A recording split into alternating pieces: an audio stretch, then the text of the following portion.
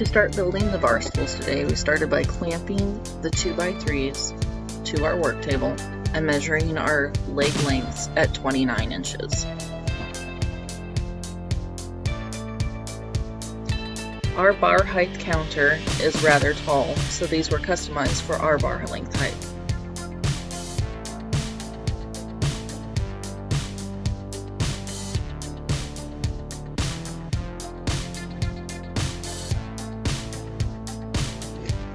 I used a speed square and a circular saw to make my cuts.